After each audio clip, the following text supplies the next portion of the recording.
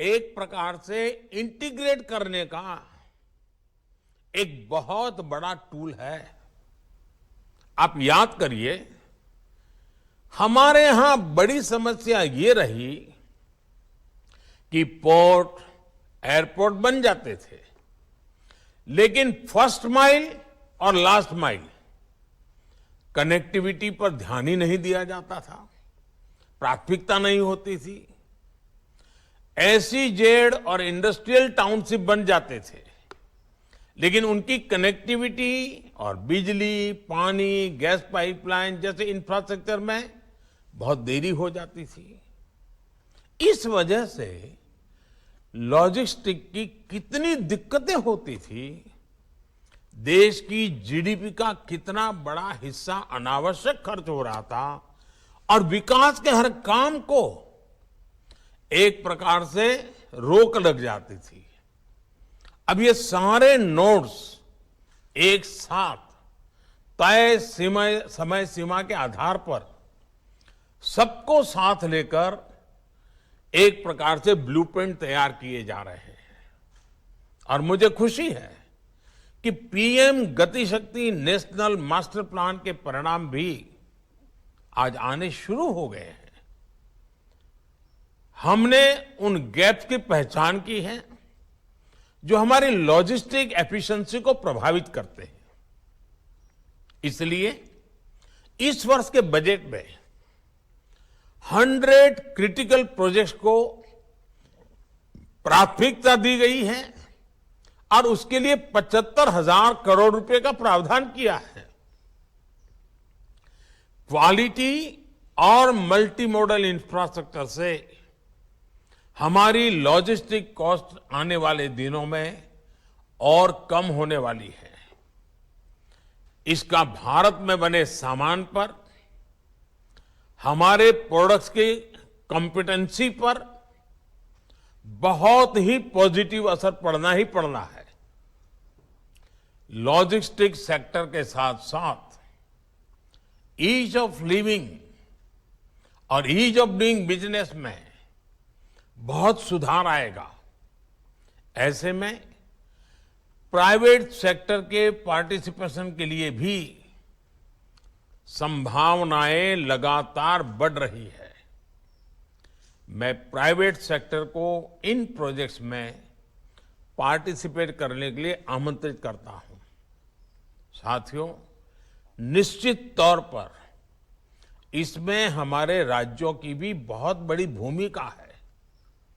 राज्य सरकारों के पास इसके लिए फंड की कमी ना हो, इस हेतु से 50 साल तक के इंटरेस्ट फ्री लोन को 1 वर्ष के लिए आगे बढ़ाया गया है। इसमें भी पिछले वर्ष के बजटरी एक्सपेंडिचर की तुलना में 30% की वृद्धि की गई है। मकसद यही है कि राज्य भी क्वालिटी इंफ्रास्ट्रक्चर को प्रमोट करे।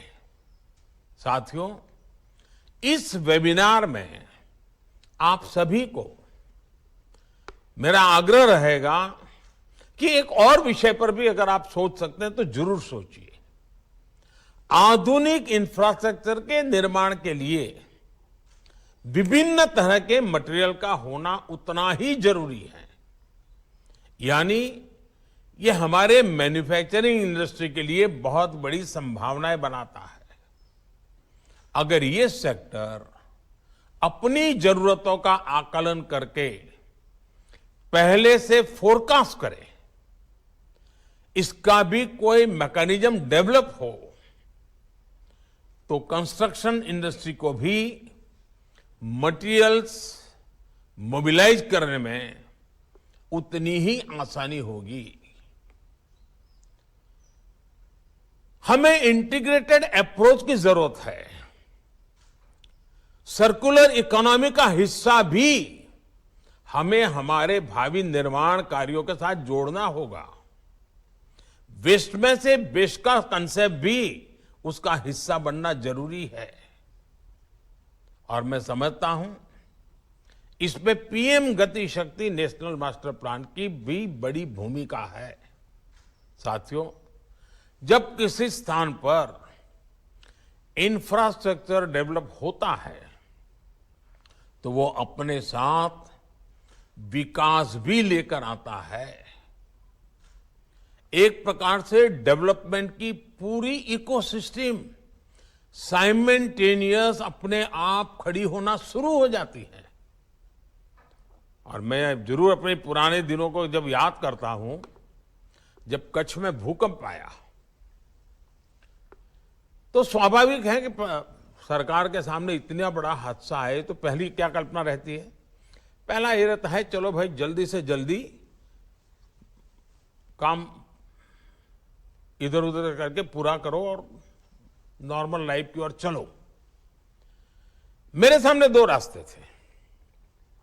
या तो उस क्षेत्र को सिर्फ और सिर्फ राहत और बचाव के कार्यों के बाद छोटी मोटी जो कि टूट फूट है उसको ठीक कर करके उन जिलों को उनके नसीब पर छोड़ दूं, या फिर आपदा को अवसर में बदलूं, नई अप्रोच के साथ कच्छ को आधुनिक बनाने की दिशा में जो कुछ भी हादसा हुआ है, जो कुछ भी नुकसान हुआ है, लेकिन अब कुछ नया करूं, कुछ अच्छा करूं, कुछ बहुत बड़ा करूं।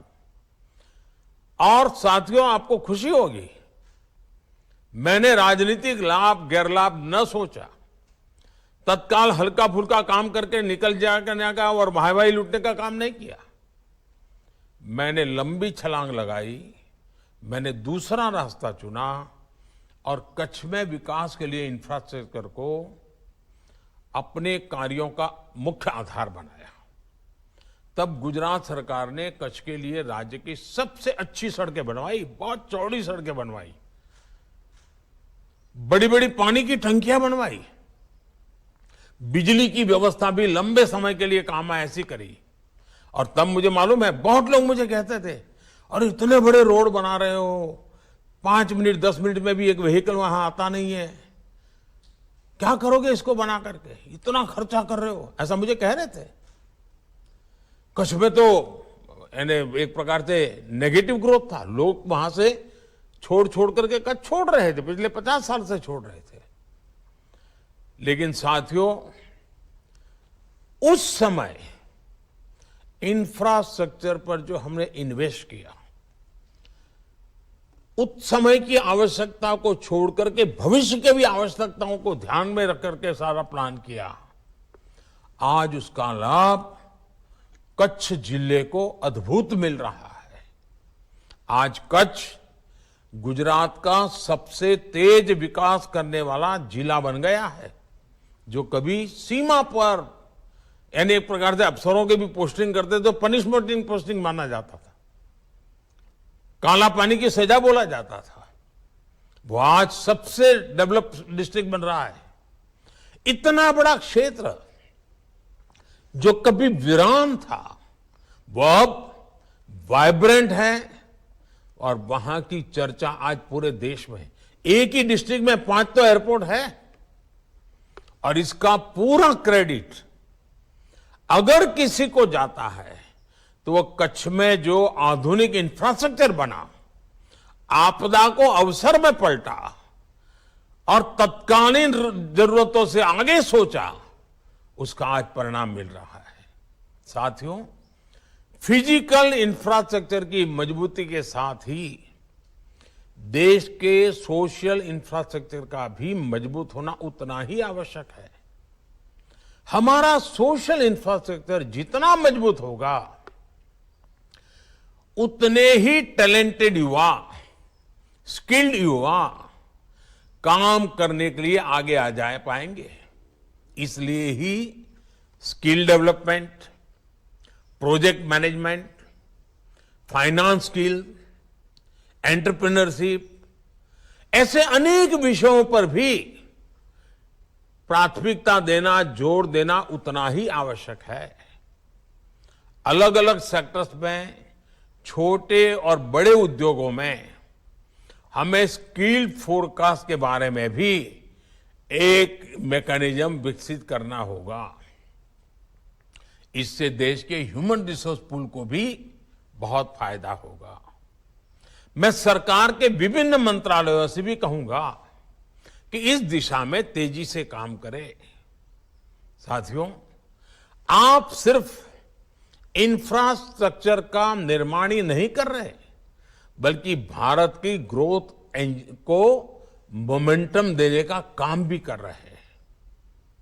इसलिए इस वेबिनार में जुड़े हर स्टेक होल्डर की भूमिका और उनके सुझाव बहुत अहम है। और ये भी देखिए कि जब हम इंफ्रास्ट्रक्चर की बात करते हैं तो कभी कभी रेल, रोड, एयरपोर्ट, पोर्ट उसी